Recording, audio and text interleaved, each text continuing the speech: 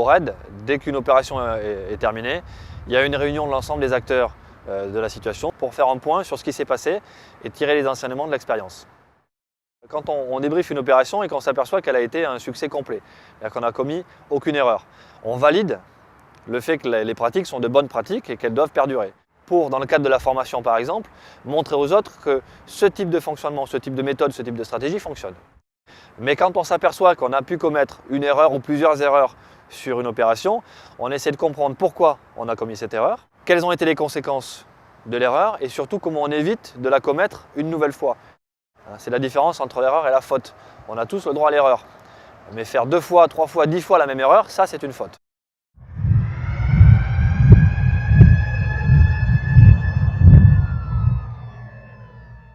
Être capable d'identifier que des erreurs ont été commises, c'est un vrai facteur de performance.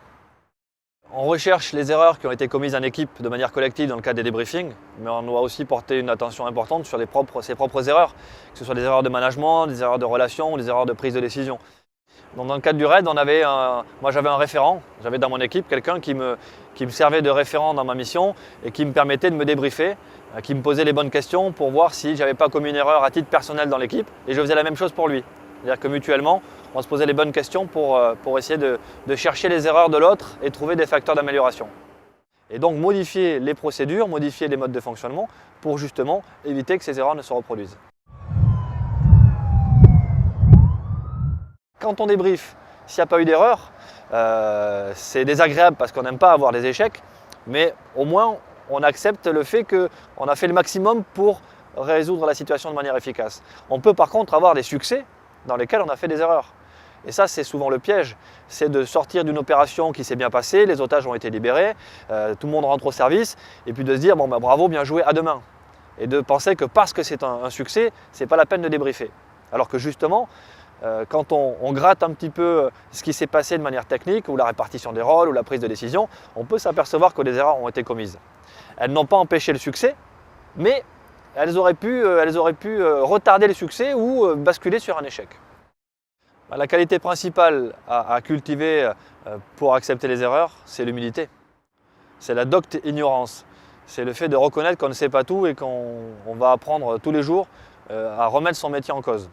Refuser de voir ses erreurs parce qu'on n'a pas envie d'engager sa responsabilité, c'est ce qu'on appelle le millefeuille. C'est-à-dire que les erreurs vont s'accumuler les unes au-dessus des autres, puis le jour où ça va dégringoler, ça va être encore plus grave parce que là, on aura justement toute cette accumulation qui fera que la personne va être vraiment déstabilisée dans sa compétence professionnelle. Donc il faut avoir des limites dans l'humilité, parce que l'excès d'humilité, ça peut atteindre la confiance que vous avez en vous, et la confiance qu'on a en soi, c'est aussi une part importante du succès.